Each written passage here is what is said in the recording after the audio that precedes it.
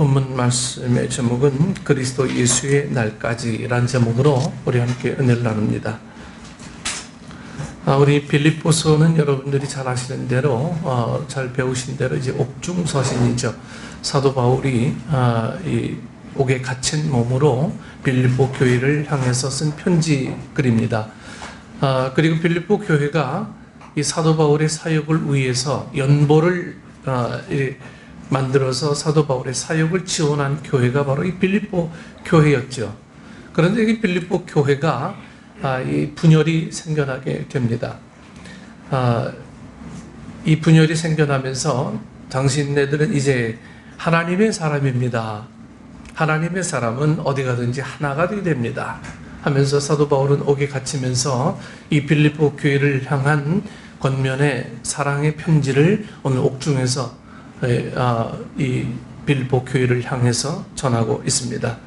여러분, 그 마음을 우리가 담고 오늘 빌립보서를 보면 더욱더 큰 은혜가 임할 줄 믿습니다. 사도 바울은 이 마음이 몹시 급했던 것 같아요. 네, 마음이 왜 마음이 급했는가? 여러 가지 사역의 분주함도 있었지만 이 사실은 원래 사도 바울이 하나님 앞에 늦게 부름을 받았거든요. 그동안 예수 믿는 사람들을 잡아 가두는 역할, 죽이는 역할, 이것이 사도 바울의 역할이었는데 이제는 이 예수 믿는 사람으로서의 사역을 해야 되니까 이제껏 살아온 삶의 이 부분들까지 전부 다 커버해야 된다라고 하는 이 마음이 사도 바울을 좀 다급하게 했을지도 모릅니다. 그래서 이 사도 바울은요, 1차, 2차, 3차 기간이 얼마 되지 않지만 그 짧은 이 차이 기간 동안에도 쉬지 않고 사도 바울은 죽을 때까지 사역의 기간이 이루어지게 됩니다. 그래서 사도 바울은 주님의 재림이 임박했다고 생각한 그는 주님이 다시 오시기 전에 좀 더 많은 사람들에게 복음을 전하고 싶어서 얼마나 부지런히 전도했는지 모릅니다. 네. 주님이 곧 오실 것 같은 마음들이 사도 바울의 삶 속에 늘 있었어요. 내가 사역할 때 주님 다시 오신다 약속하신 그 말씀이 사도 바울 머릿속에는 늘 잊혀지지 않았던 이 말씀이었거든요. 그래서 내가 사역하면서 주님 오시면 나로 인해서 복음을 전달받지 못한 사람들은 과연 어떻게 될 것인가 하는 이방인들에 대한 안타까운 마음들이 이 사도 바울에게는 너무 조급함으로 늘 표현되어지고 그렇게 살아오게 됐습니다. 그는 어느 지역에서든지 복음이 어느 정도 전해졌다고 생각하면 그 지역 사람들끼리 교회를 세우도록 맡기고 새로운 곳을 향해서 급하게 떠나곤 하지 않습니까? 한 곳에서 천년만년 목회한 게 아니고요. 그는 교회가 딱 세워지면 그 교회 다른 목회자들 세워놓고 자기는 또 다른 곳을 향해서 교회를 또 세우러 그냥 이 자비량으로 선교를 떠납니다. 물론 타의에 의해서 떠난 경우도 있었고 한 곳에 제법 오래 머문 경우도 있었지만 대체로 그렇게 바쁘게 사도 바울은 늘 선교 여행을 다니게 됩니다. 때문에 그토록 많은 지역을 다니면서 그토록 이 많은 사람들에게 복음을 전할 수 있지 않았는가 싶어요. 오늘 우리도 누군가에게 여러분 편지를 쓸 경우가 있습니다. 그런데 서로 헤어져 있는 기간이 짧거나 거리가 가까우면 이 용건만 간단히 씁니다. 전에는 우리 전화할 때 공중전화에도 용건만 간단히 이렇게 써놓은 것을 요즘 볼 수가 있었죠. 요즘은 생각지도 못하는 일이죠.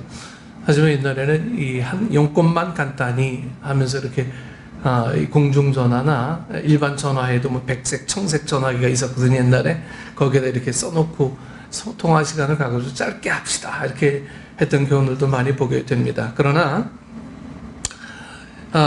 용건만 간단히 가까우면 헤어져 있는 기간이 짧거나 가까우면 그냥 용건만 간단히. 그러나 그 시간이 길거나 거리가 먼 경우에는 여러분 그 거리감을 좀 좁히기 위해서 여러분 어떻게 합니까?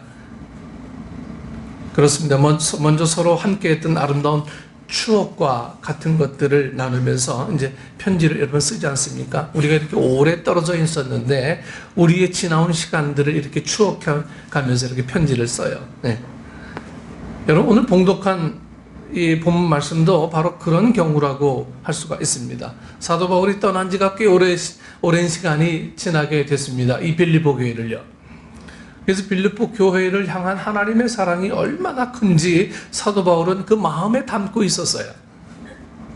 그 마음에 담고 있어서 하나님의 사랑이 당신네들 교회에게 이렇게 아름답게 임했습니다. 그리고 당신네들이 얼마나 아름다움을 가졌는지 서로 헌금을 해서 나를 돕고 많은 교회를 지원하고 그러한 교회로 세워졌습니다. 하면서 이런 구구절절한 사랑의 내용들을 이 빌립보서의 이 사도 바울은 이렇게 차근차근하게 기록해 나가고 있죠. 사도 바울은 비록 몸은 멀리 떨어져 있지만 빌립보 교회 성도들을 잊지 않고 늘 생각하고 있다고 이렇게 늘 고백합니다. 그리고 빌립보 교회 성도들을 생각할 때마다 하나님께 감사하며 기쁨으로 그들을 위해서 간구한다고 말했습니다. 여러분, 이 사도 바울이 왜 기뻐했겠습니까? 사도 바울이 다른 이유 없어요. 사도 바울이 기뻐했다라고 하는 이 이유, 그것은 오늘 본문 말씀에 잘 표현되어 있죠. 빌립보서 1장 5절 말씀에 너희가 첫날부터 이제까지 복음을 위한 일에 참여하고 있기 때문이라. 사도 바울은 이 말 한마디가 이 모든 이 빌립보 교회를 사랑한다고 하는 이 고백을 함축하고 있다라고 이렇게 볼 수가 있습니다. 그들은 단순히 복음을 믿는 정도가 아니었어요. 예. 그들이 믿는 복음을 전하는 일에 그들은 여러분 적극적으로 참여합니다. 그냥 나만 예수 잘 믿으면 됐지 이게 아니고요. 복음을 위해서 적극적으로, 그게 물질이든 그게 시간이든 그게 우리의 삶의 어떤 이 노력이든 모든 부분들을 이 빌립보 교회 성도들은 헌신하고 있다라고 사도 바울은 그렇게 고백하고 있죠. 그들의 만남과 사귐은 오직 복음으로 말미암아 시작되었고 또 지금까지 그 복음 안에서 교제가 계속되고 있기 때문에 그는 기뻐하지 않을 수 없었습니다. 사도 바울이 맛보는 기쁨은 자기가 성취한 일에 대한 기쁨이라고 말할 수도 있습니다. 예. 솔직히 말해서 이렇게 바나바와 함께 처음 선교 여행을 다니던 때는 별로 큰 결실을 얻지 못했어요. 바나바와 다투기도 했었고요. 예. 그런데 이 바나바와 헤어진 후 비로소 이제 빌립보에서 또 데살로니가에서 또 고린도에서 그리고 에베소에서 대부분 터키 지역을 많이 다녔어요. 많은 사람들이 모여서 교회를 이제 이루게 됩니다. 여러분, 꿈과 같은 일이 아닐 수가 없어요. 그러나 그는 그 모든 것을 자신의 노력의 결과로 보지 않았어요. 특히 이 빌립보 지역에 교회가 세워지게 된 것은 전적으로 하나님께서 역사하셨기 때문이라고 그는 생각하고 고백을 합니다. 때문에 그는 하나님께 감사하지 않을 수가 없었습니다. 그리고 사도 바울은 빌립보 교회 성도들을 생각할 때마다 하나님께 간구한다고 늘 말합니다. 그들이 복음을 믿고 교회를 세우고 있는 것이 그에게는 가장 자랑스러운 일이었어요. 그런데 문제는 과연 그들이 끝까지 그 믿음을 지킬 수 있는가 하는 거예요. 그렇게 하나님의 역사, 하나님의 간섭하심, 하나님의 놀라운 사랑을 입은 그 교회가 끝까지 정말 복음을 수호할 수 있나, 믿음을 지킬 수 있었던가 하는 그게 문제였어요. 여러분, 예나 지금이나 우리 성도들은 좀 매우 조심할 필요가 있습니다. 성도들은 이 구원받은 자로서 마지막 날까지 여러분이 두렵고 떨리는 마음으로 그 구원을 완성해야 합니다. 때문에 그는 그 구원을 완성하실 하나님께 간절하게 기도합니다. 빌립보서 1장 6절이 이 사도 바울의 간절한 기도문입니다. 너희 안에서 착한 일을 시작하신 이가 그리스도 예수의 날까지 이루실 줄을 우리가 확신하노라. 여기서 착한 일이란 빌립보 교회 성도들의 마음속에 복음이 자리 잡게 된 것을 의미합니다. 복음을 전한 자가 아무리 열심히 전해도요, 하나님께서 허락하시지 않으면 그 복음은 그 마음속에 들어갈 수 없고 여러분 자리 잡을 수가 없어요. 그가 볼 때 빌립보 지역에 복음이 전해지고 그 복음을 받아들이는 성도들이 생기게 된 것은 여러분 전적으로 하나님의 역사였습니다. 전적인 하나님의 역사예요. 그들이 노력해서 그들이 은혜 받아서 여러분 하나님 예수 믿게 된 게 아니에요. 그들은 전적으로 하나님의 은혜. 여러분 소아시아 지역이 어떤 지역입니까? 우상이 판을 치던 시대 그 지역이었죠. 그리스 헬라 철학을 받았던 그 지역이 바로 그런 지역이었어요. 그런 지역에서 예수를 믿는다라고 하는 것은 하나님의 전적인 역사가 아니면 거의 불가능한 것이에요. 사도 바울은 지금 오늘 그것을 자기의 고백으로 삼고 있습니다. 내가 노력해서 된 것이 아니라, 내가 헌신해서 된 것이 아니라 당신들이 예수 믿게 된 것은 전적인 하나님의 역사입니다. 은혜입니다. 이것을 사도 바울은 지금 이야기하고 있습니다. 이어서 사도 바울은 자신이 처해 있는 상황을 이 빌립보 교회에게 이제 알려주게 됩니다. 그는 매여 있다 이렇게 말하고 있죠. 다시 말해서 옥에 갇혀 있다는 말입니다. 나의 매임이란 표현은 여러분 7절 말씀 외에 13절 말씀과 17절 말씀에도 계속 나옵니다. 내가 매여 있다. 매여 있다는 사실을 그가 거듭 강조한 것을 보면 그의 상황이 별로 좋지 못하는 것을 알 수가 있죠. 그가 빌립보 교회 성도들을 간절히 보고 싶었음에도 불구하고 그들을 만나러 갈 수 없었던 이유가 바로 이 옥에 갇혀 있었기 때문이었죠.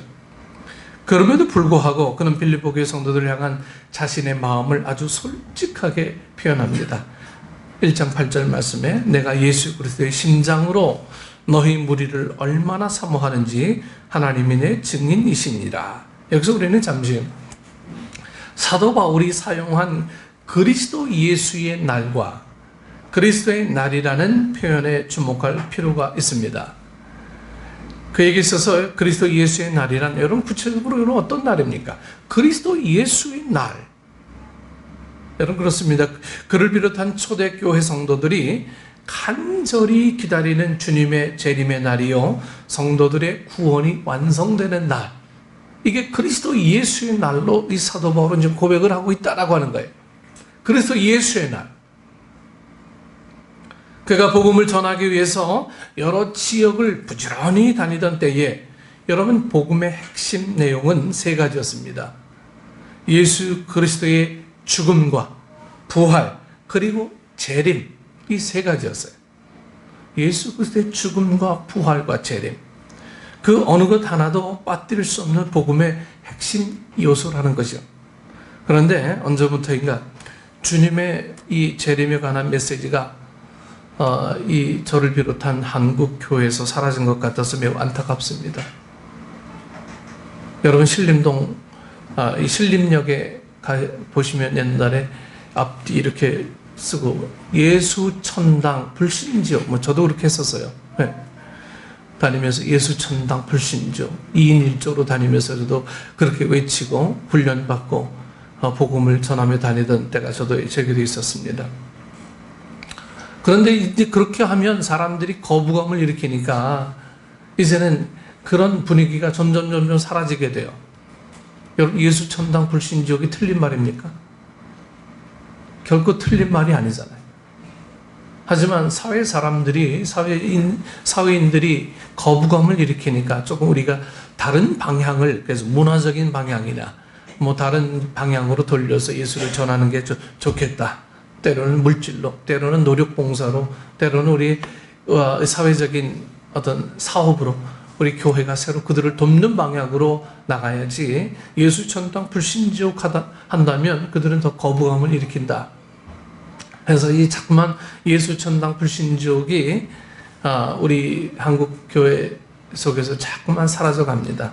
지금도 수원역 앞에서는 자비량으로 했는지 조그만 어떤 이 차에다가 좀 무서운 그림 갖다가 지옥 불 그려놓고 혼자서 복음을 전하는 사람이 있긴 해요. 우리 믿는 사람들조차도 그들을 좀 색깔 있는 눈으로 바라보죠. 네. 꼭 저렇게 해야 사람들이 예수 믿을까? 여러분, 하지만 근본적인 문제는 예수 천당 불신족이 맞아요. 네. 이것을 외치지 않으면 이 사회는 점점 어둠 속으로 빠져들게 되어 있습니다. 그래서 어떻게 표현하느냐 하는 문제가 다른 거죠. 한국교회에서 기독교란 다만 세상에서 사는 동안 이 좀 부귀영화를 누리다가 죽은 후에 천국에서 영생복락을 누릴 것을 기대하는 그런 종교가 되고 말았어요. 이 땅에서 잘 살고 그냥 천국 가면 끝이다라고 하는 그 개념이 우리 모든 신자들의 삶 속에 그렇게 자리 잡게 된 거예요. 그 결과 한국교회에서 들리는 메시지는 지극히 좀 세속적인 것이 되지 않았습니까?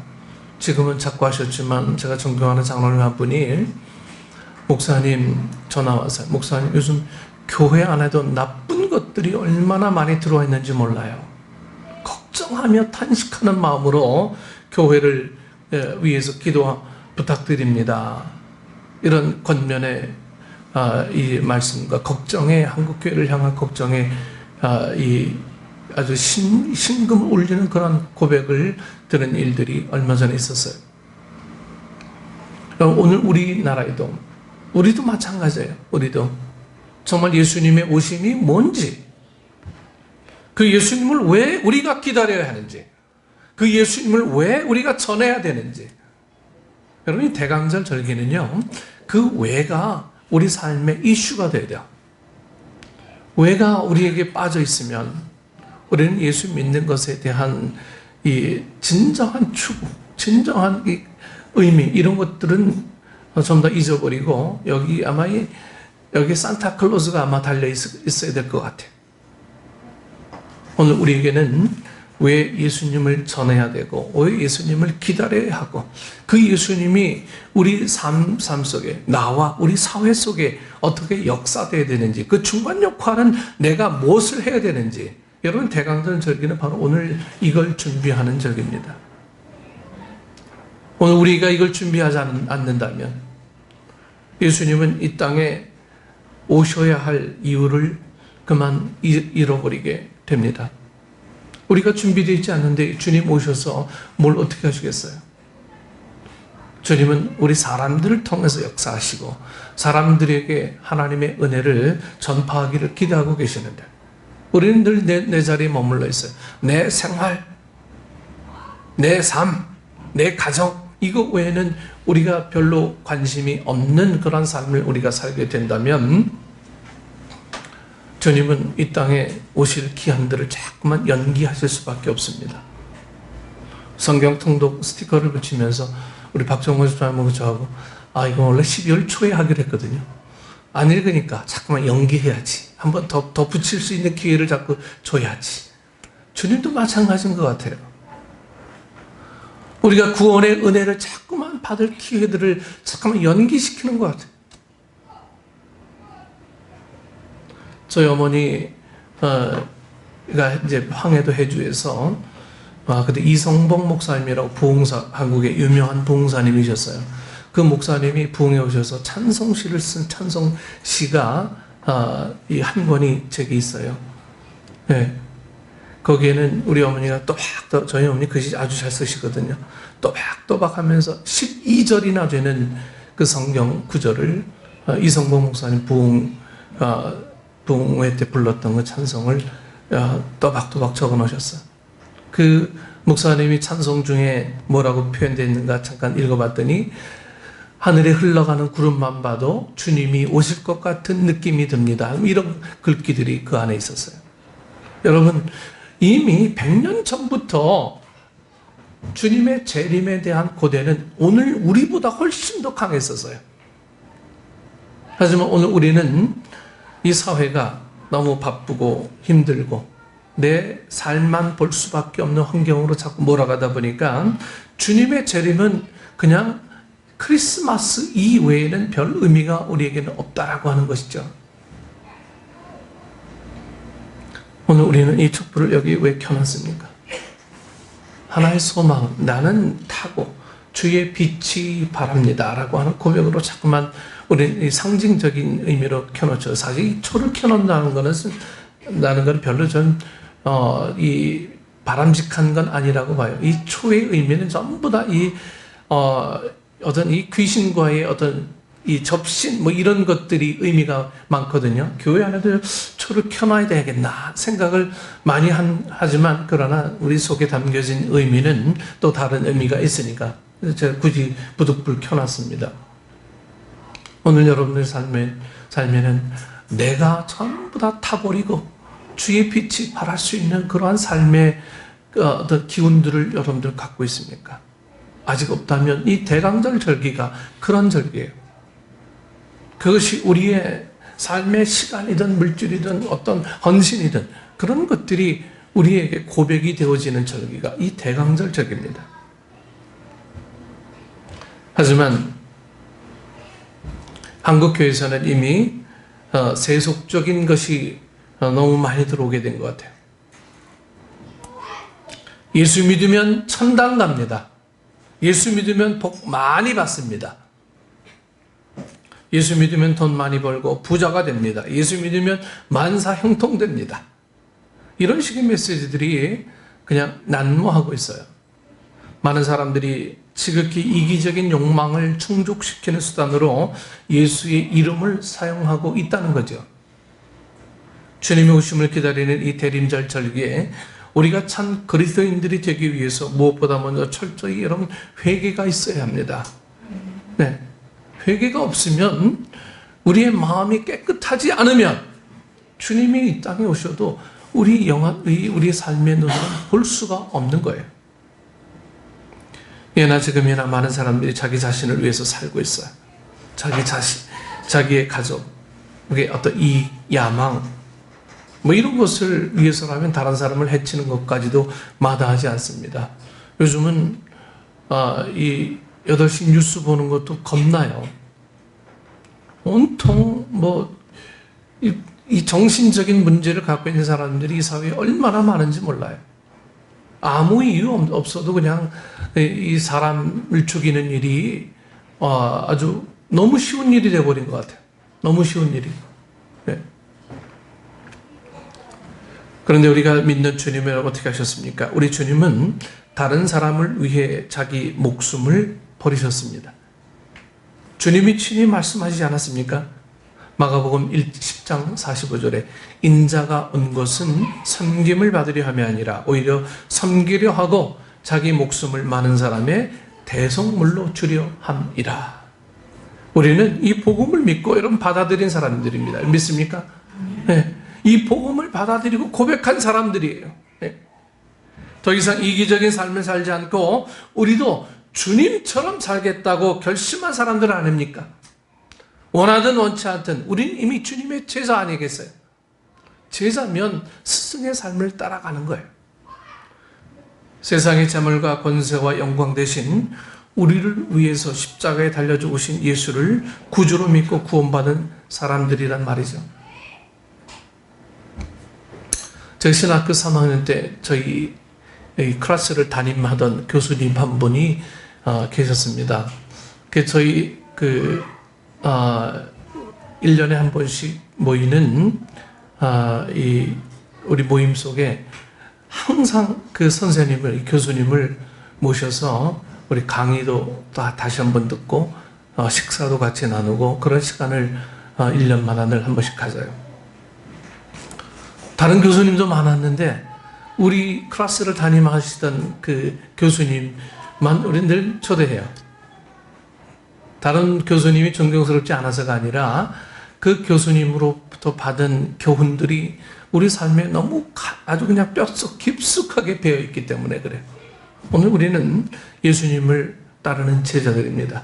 그렇다면 우리도 이 주님을 따르는 제자들로서의 삶은 결국 스승을 쫓아가는 거예요. 스승의 어떤 가르침을 배우고 스승의 이 뒤를 따라가는 거예요.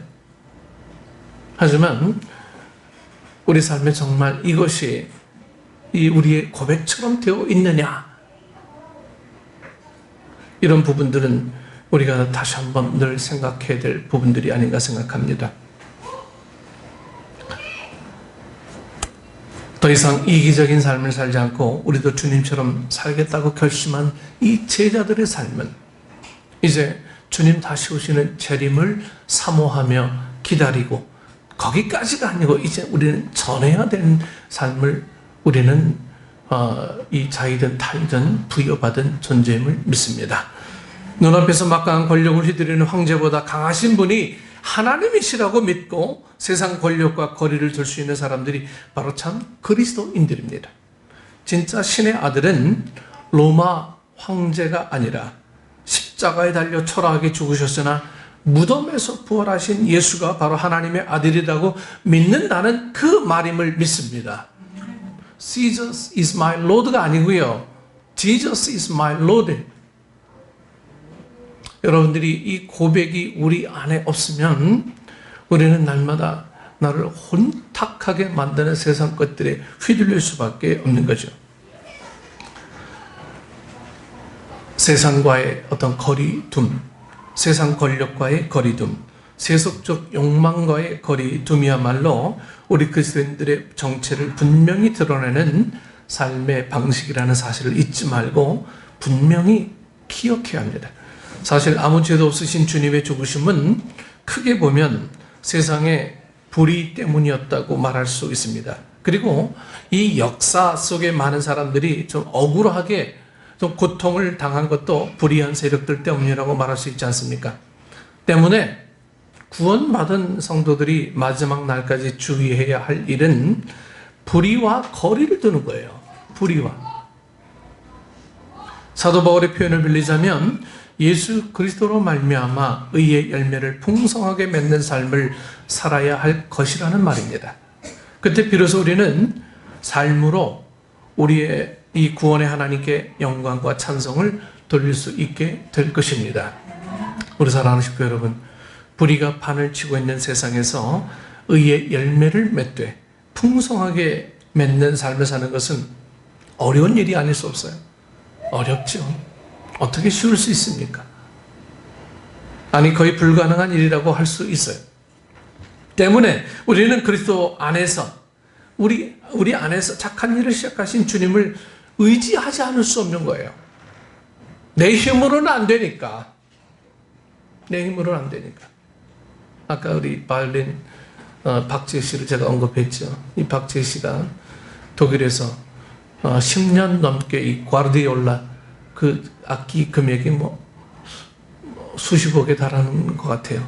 네, 그걸 혼자 늘 콩쿨대회 1등 하면서 10년 넘게 혼자 소유하면서 우리 전국을 다니면서 간증 집회를 다녀요. 제가 가끔 그 박재희 씨 바이올린 연주와 고백과 찬양과 이런 걸 들으면서 정말 어려운, 독일 태생인데도 한국말을 한국 사람보다 더 잘해요. 네. 그분의 그런 고백, 이런 것들이 정말 하나님의 역사임을 늘 눈물로 고백하는 그 젊은 이 여자 성도의 이 바이올리니스트의 삶을 늘 보게 됩니다. 여러분, 주님만이 하실 수 있습니다. 주님만이 가능케 하십니다. 이것이 우리의 고백이 되기를 축원합니다. 네, 이것이 우리의 고백 믿는 구석이 그게 없으면 여러분, 우린 다 세상 속에 달려갈 수밖에 없어요. 돈을 의지할 수밖에 없죠. 그러다 보면 늘 우리 안에는 이 갈등 구조가 생겨나서 여기에도 속하지 않고 저기에도 속하지 않고 늘 어중간한 위치에서 그냥 믿음 생활 간당간당 유지하는 성도로서의 삶을 살 수밖에 없는 거예요. 이제 주님 오실 날이 분명히 멀지 않은 것 같아요. 이 시대의 징조를 보십시오. 얼마나 어둡습니까? 지금 인도네시아에서는 계속 화산 폭발하죠. 네. 이 환태평양 지역에서는 계속 지진이 일어나죠. 전쟁의 소문이 끊어지지 않죠. 기근들이 일어나죠. 지구 반대편에는 아직도 굶어 죽어가 있는 사람들이 있어요. 우리 가장 가까운 이 북한에서도 북한의 1년 GDP가 1인당 143만 원? 네, 이렇답니다. 우리나라는 이제 3만 불 돌파했다고 그러죠. 일본은 3만 불 돌파하는 시기가 2만 불에서 3만 불 되는 시기가 약 5년밖에 걸리지 않는데 우리는 한 12년 정도가 걸렸다고 그래요. 여러분, 이렇게 빈부의 차이가 점점 늘어나고 지구상에는 온갖 기근과 전쟁과 그런 무성한 소문들이 일어나고 있는 거예요. 성경에 다 있는 이야기 아니에요? 여러분, 성경 한번 다 읽어보셨으니까 성경이 오늘 우리에게 이런 지혜를 주는 능력임을 여러분 어떻게 고백하지 않을 수 있겠습니까? 이 대강절 절기에 이제 주님의 오심을 왜 기다립니까, 여러분? 그냥 기다리라고 하니까 기다립니까? 준비가 있어야죠. 지혜로운 슬기로운 다섯 처녀처럼 우리가 살아가야 될 믿음의 준비가 이 대강절 절기에 우리 강력하게 요구가 됩니다. 오늘 우리가 준비되지 않으면 여러분 우리 후손들도 역시 준비하잖아요. 우리 하는 모습 그대로 따라하거든요. 네. 여러분 이 DNA가 그렇게 되는 것 같아요. 어느 날 나도 모르게 우리 아버지 말을 하고 있어요. 네, 걸음걸이도 우리 아버지 따라가고 있어요. 네. 어느 날 모르게 나도 모르게 그렇게 막 돼가고 있는 걸 여러분 스스로 아마 느끼게 될 겁니다. 예수의 DNA가 여러분 삶 속에도 있는 줄 믿습니다. 네, 그러면 예수의 삶을 쫓아가는 거예요. 당연히 무의식적으로. 그 어떤 어려움이 있을지라도 이미 받은 바 은혜와 사랑을 감사하며 여러분 끝까지 주님과 함께하는 삶을 통해서 의의 열매를 풍성하게 맺음으로 구원의 하나님께 영광과 찬송을 돌리는 참으로 충성스러운 주님의 제자들이 다 될 수 있기를 축원합니다. 네, 기도하겠습니다. 좋으신 아버지 하나님, 사도 바울은 어디를 가든 간절한 마음으로 자기의 전심을 다해 그 교회를 위해 기도하고 또 하나님의 역사이심을, 은혜이심을 고백하며 한평생을 그렇게 살아왔습니다. 그것은 자기가 과거에 어떻게 구원받았던 사람인지를 알았기 때문인 것을 그는 고백하기에 이렇게 할 수 있었습니다. 오늘 우리는 하나님의 은혜가, 이 구원의 은혜가 내게는 얼마나 가치가 있습니까? 그냥 교회를 다니기 위해서 필수적인 알아야 되는 도구로만 있는 건 아닌지요. 이제는 나아가 많은 사람들에게 구원의 은혜를 전파할 수 있는 우리 사랑하는 성도들 될 수 있도록 주님 인도해 주옵소서. 이 대강절 절기에 주님을 간절히 기다립니다.